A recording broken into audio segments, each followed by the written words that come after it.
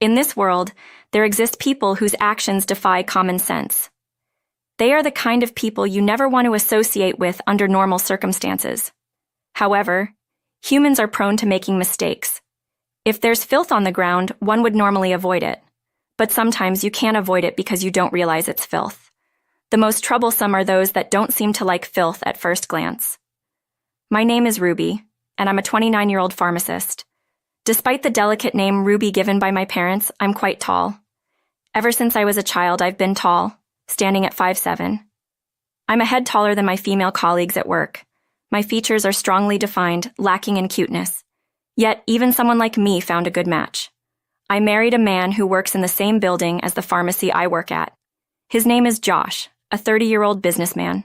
He's a gentleman with a bright and calm personality. We became a couple after Josh came to the pharmacy seeking help. Josh's direct boss had come in with a lower back strain. The pharmacy where I work is mostly staffed by women. Being relatively older and taller, I'm oddly adored by my colleagues. Among them, Crystal, a 26-year-old junior, is particularly noticeable. Raised in an all-girls school, Crystal admires tall women like me. Ruby, let's go for drinks together today, I apologized to Crystal, who invited me with sparkling eyes. Sorry, I have to visit my parents' home with my husband today. It's about my brother. Upon hearing my reason, Crystal smiled in understanding. Oh, your brother's engaged? Right, congratulations. I sighed involuntarily at my junior's pure-hearted congratulations. Perceptive Crystal noticed I was troubled.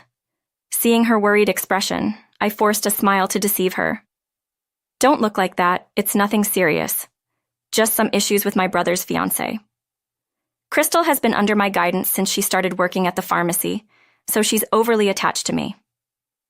Even when I married Josh, she was crying while congratulating us, so it was no secret to such a junior that I was troubled. On our way back to the pharmacy, Crystal asked me in a low voice, "Is it that your parents don't like your brother's fiancé?" Realizing she had hit the mark, I gave in. Dad insists that my brother's fiancé is odd.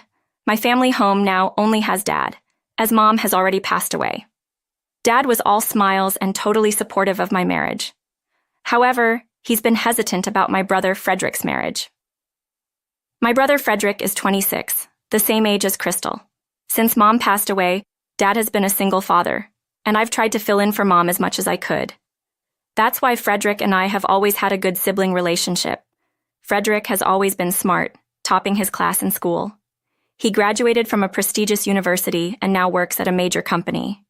He's a serious and sincere young man, but being so focused on his studies and a bit stiff, he didn't have much experience dating women. Then, Frederick fell in love. The object of his affection was a woman working at the reception desk of the same major company. Her name is Agnes, a 24-year-old beauty. She fell for Frederick too, and they started dating. Frederick, who relies on me as his sister, introduced me to her first. Agnes was charming, lovely, and cheerful. She was so delicate and pure that I understood why Frederick was so smitten. When she learned I was a pharmacist, she said, "That's amazing. I admire you being so smart." She came off as innocent, carefree, and a lovely lady. I thought Dad would be over the moon to have such a sweet daughter-in-law. I had no doubts about that. But then, Dad called me as soon as Frederick brought Agnes home. I expected Dad to be thrilled about his son bringing home a lovely fiancé. However, on the phone, Dad lowered his voice. "You know, Agnes seems suspicious. I have a bad feeling about her."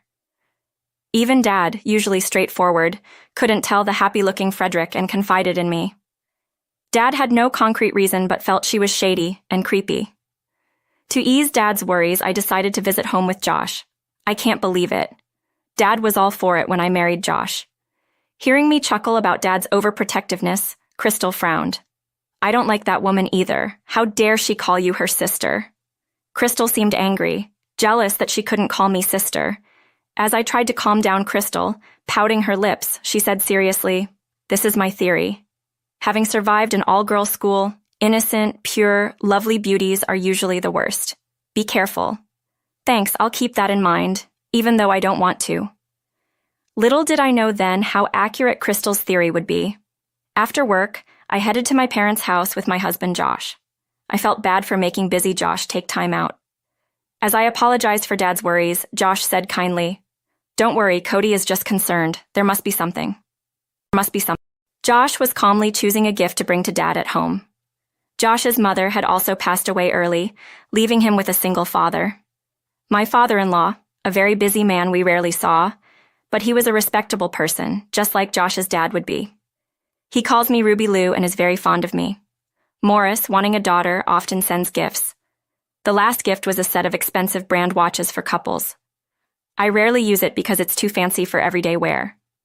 It's nice of Cody to think of us, but I feel guilty. As we were on the train to my parents' house, I sighed, and Josh smiled. "Don't hesitate. Dad loves you, Ruby." Josh wore the watch Morris had given him. It suited Josh, but as a pharmacist, it would be too conspicuous for me to wear.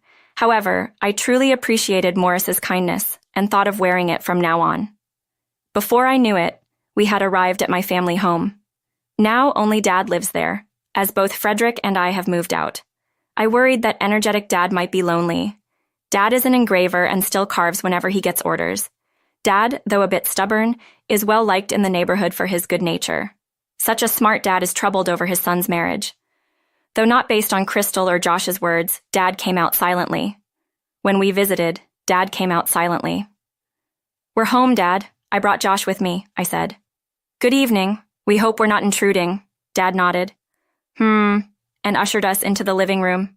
Dad, being fond of cleanliness, keeps the house immaculate.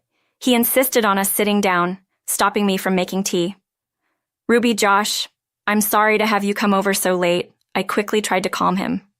"Dad, stop it. Let's just relax a bit." As I soothed Dad, Josh presented our gift. It was a famous one wine.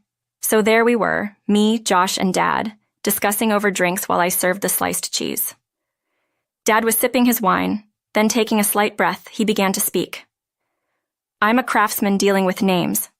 Carving so many names has made me sensitive. According to Dad's years of experience, a person is not defined by their name. Instead, life is about shaping the given name into one's own. So, Dad senses things when carving names requested by people. He claims to understand if the owner of the name is sincere and hardworking. By carving it, contrary to the belief that a craftsman's work is lonely, it's quite the opposite. They interact with various people like clients, fellow craftsmen, and suppliers. Seemingly indifferent, craftsmen are often the first to observe people closely. Dad mentioned when I first brought Josh home as an example. When I saw Josh, I knew right away that he was right for you. Josh can be trusted. I just knew it." Josh smiled, replying, "I'm honored." But when the topic shifted to Frederick's fiancée, Agnes, Dad's expression hardened. He said he felt an indescribable creepiness the moment he saw Agnes. Nothing was explicitly wrong with her behavior. She was polite and beautiful, but something didn't sit right with him. I argue not having had that impression at all. You're overthinking it. Maybe you were just surprised Frederick brought home such a beautiful fiancée. As I chuckled, Dad exclaimed, "Frederick is being deceived. That woman reeks of rot." Overwhelmed by Dad's intense reaction, Josh calmly said, "Even so, Frederick's marriage is their business. It's best to not say anything rash." Nodding in agreement with Josh, Dad sighed. It was all based on Dad's intuition. I thought it rude to hold such a strange, bad impression of Agnes, but Dad wasn't one to badmouth someone just because of his likes and dislikes. I understood his genuine concern for his son's marriage. As I pondered what to do, Josh cheerfully assured, "Don't worry, Cody. If anything happens, I'll handle it." Dad relaxed a bit, reassured by the thought of Josh's help. I thought Josh was just saying it to comfort Dad. I had dismissed it as Dad's unnecessary worry, but Josh was actually making real preparations. Thanks to Josh's persuasion, Frederick and Agnes got married. I was moved by Frederick's groom look. Agnes was also elegant in her beautiful, pure dress. With this, Agnes became my sister-in-law. Frederick remained busy at the major company. He talked innocently about looking forward to their honeymoon. Despite Dad's reluctance, Josh must have convinced him. Frederick was in high spirits, thanking Josh. But I was troubled. There was something odd about my sister-in-law, Agnes. She'd visit me at work whenever she was free. Though the building where the pharmacy is located has restaurants and shops, it's primarily a prescription pharmacy, so patients come in. Her presence without a reason was a disturbance. Initially, she claimed to drop by while shopping. "I have plans to have tea with friends. I just want to see you, Ruby." Agnes's over-familiarity irked Crystal, who glared sharply at her. Crystal was muttering that I should keep Agnes away from the pharmacy because of my busy schedule. What's with her showing up at her sister-in-law's workplace during work hours? I'm sorry. I'll speak to her about it. Despite my warnings, Agnes's behavior didn't change. Many of our patients are sensitive and dislike noise, but Agnes talked loudly in the pharmacy, upsetting the patient's peace. A patient reached their limit and complained to the hospital, which led to a complaint being filed against the pharmacy. I was profusely apologetic to the pharmacy manager. Seeing me like that, Crystal's anger grew. "I can't take it anymore. If you find it hard to say, then I will," she exclaimed. This was during our break as we returned from lunch at a nearby cafe. During our break, I had repeatedly scolded Agnes, but to no effect. Frederick was also troubled that Agnes had quit her job and wasn't doing any housework. Regrettably, Dad's bad premonition had come true. Dad became wary of Agnes and took away the keys to the family home from Frederick. This led to a major argument between Frederick and Dad, but it was a wise decision. Frederick gradually realized why Dad had sounded the alarm as he learned of Agnes's unreasonable behavior. For some reason, Agnes kept following me. It didn't seem like genuine affection from a sister-in-law, but rather something more sinister. The thought of Agnes showing up. One day, Agnes followed me again at the pharmacy, keeping me uneasy. Then, one day, Agnes followed me again. Seeing me frightened, Crystal stepped forward. "Don't follow us. It's a nuisance for the pharmacy." As Crystal glared, Agnes smirked triumphantly. "Be grateful I even visit a place where an ugly big sister like you works." I realized she was referring to me. Before I knew it, Crystal and Agnes were physically fighting. Crystal was furious, yelling, "You lowlife woman!" I hurriedly separated them, but my wallet fell and its contents scattered. Taking advantage of the confusion, Agnes fled. "I'm sorry, I just couldn't control my anger," Crystal apologized. Crystal and I gathered the scattered contents, including my point cards. Finding no cards missing, I felt relieved. However, this was just the beginning of the turmoil. After Agnes finally returned to a peaceful work environment, stopped showing up at the pharmacy, things calmed down a bit. Frederick, somewhat relieved, left for a honeymoon with Agnes. I finally returned to a peaceful work environment. Crystal continued to be a good friend and colleague, but during a lunch break while eating sandwiches outside, she said, "Ruby, about your wallet. Are you sure nothing was stolen? I have a bad feeling." I checked afterwards. Nothing was missing. To my response, Crystal looked uneasy. "Well, if you say so." Crystal, though a bit eccentric, is perceptive and smart. Unbeknownst to me, a vital credit card had been stolen. The culprit was my sister-in-law, Agnes. Agnes's reason for following me was to steal valuables. She had seen the matching watches my husband and I received from Morris, mistaking me for being wealthy because of the expensive brand. Agnes stole my credit card. Agnes went on a shopping spree with it during her trip. Even Frederick, who initially overlooked it, was dismayed by Agnes's extravagant spending. Frederick confronted Agnes about her excessive shopping, clearly exceeding the credit limit. "Isn't it strange to be able to shop this much?" Agnes ignored Frederick's suspicions. She had extravagantly spent a total of $220,000 on my credit card. Frederick paled when he realized it was a card in my name. But Frederick knows my personality well. He sensed something was off. Agnes, getting carried away, called me during a break at work. Crystal was listening next to me. Agnes said in a ridiculous tone, "Thanks for the $20,000 wedding gift." She claimed to be thankful for being allowed to use my credit card. I was confused for a moment. "So, I don't have a..." Agnes made a strange noise. At my cool response, Agnes made a strange noise. "Huh?" She candidly confessed to stealing the card from my wallet, knowing it was in my name. That's when I finally realized the truth. Agnes had unwittingly used a passport to hell. In short, the card was in my name, only managed by Morris. I usually didn't carry it around. Originally, I preferred electronic money payments over credit cards, but Morris insisted on getting me one when I married Josh. "Use it when you need to, Ruby. The bill goes to my account," he said, laughing heartily. I could never dream of pleading Morris's account, so I never used it. I had almost forgotten its existence. This was a strategy by Josh. Taking Dad's intuition about Agnes seriously, he set a trap. The unused credit card was bait, renewed but never used. He hinted at its existence to Agnes, leading her to steal it. It was natural for me not to panic about a missing credit card.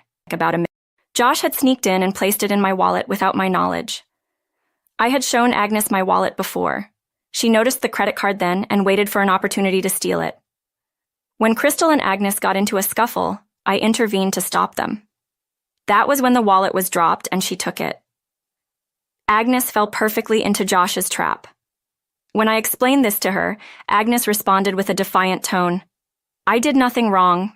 Your father-in-law can just pay the 20 grand. I calmly informed her, unaware of the seriousness of the situation. "Morris knows about your misuse. You won't get off easily. Be prepared." Actually, the impressive building where the pharmacy is located is Morris's own company building. Josh assists in Morris's work. Both Morris and Josh are serious businessmen and gentlemen, but also strategists. Moreover, Morris has a wide range of connections. He even has his interactions with people who operate on the fringes of the law. Misusing a credit card managed by such a cunning mogul would not end well. Morris was fully intent on detaining Agnes upon her return. When he told her his men were watching the airport, Agnes's voice trembled. "What's going to happen to me?" "I don't know. I don't care, really," as I coldly replied. Agnes got angry on her own. She shouted that her husband Frederick would pay. But that was impossible. Frederick had resisted Dad but yielded to Josh's persuasion and presence. Not going through with the registration of their marriage, meaning even after the wedding ceremony, they were still strangers. Knowing the truth, Frederick had left Agnes behind and returned home. Agnes cried when she realized Frederick had abandoned her. As her crying grew loud, I was about to hang up, but Crystal snatched the phone. Crystal harshly dismissed the sobbing Agnes. "It's your responsibility, right? You deserve it, ugly." After Crystal handed the phone back, I ended the call. "You have a personal grudge against women like Agnes." She just smiled at my question. And so, my brother Frederick's marriage fiasco ended. Frederick sued Agnes for the unauthorized use of the stolen card. Agnes couldn't pay back the $20,000, so she ended up borrowing from a financial institution introduced by my father-in-law Morris, with high interest rates.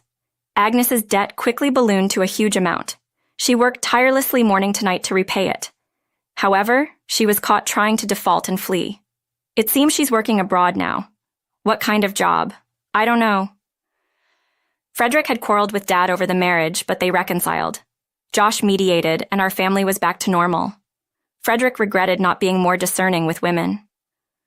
"I'm ashamed for troubling everyone," Josh comforted the disheartened Frederick. "Frederick, even with a pretty and pure woman, you should look a bit more at the inner self." Frederick nodded earnestly to Josh's gentle admonition. I apologized to Morris for the trouble caused, but Morris just smiled broadly, waving it off. "For Ruby Lou, it's no big deal. Josh did well, huh?" Morris then invited us all on vacation during our next break. Josh and I agreed, but Morris chuckled mischievously. "Why not invite Ruby's dad and Frederick too? And Crystal?" he laughed, suggesting to us. Crystal and Frederick would be a good match. When I invited Crystal, she was thrilled to accept. "Traveling with you is like a dream." She didn't mind that it wasn't just me, but also Josh, my father-in-law, Dad, and my brother. Eventually, we all went on vacation. Josh and I explored tourist spots together, while Morris and Dad relaxed by the sea. Meanwhile, Crystal and Frederick were arguing. The strong-willed Crystal blamed Frederick for falling for someone like Agnes. Frederick was initially patient, but eventually, he couldn't take it anymore. "I admit I caused a huge problem for my family, but you don't have the right to scold me like this." "I do. I'm Ruby's little sister." When Morris and Dad returned from the sea, Frederick was crying, and Crystal was eating ice cream. Seeing Frederick's heartache from Crystal's lecture, Morris whispered to Dad. I thought Frederick and Crystal would be a good match. Dad laughed gracefully at Morris's wry smile. Frederick and Crystal, who initially fought upon meeting, got married a year later. Crystal finally became my sister-in-law. Dad was fully supportive of Frederick and Crystal's marriage. Indeed, Dad had the ability to see through people's true nature. Josh Morris and I are smiling, convinced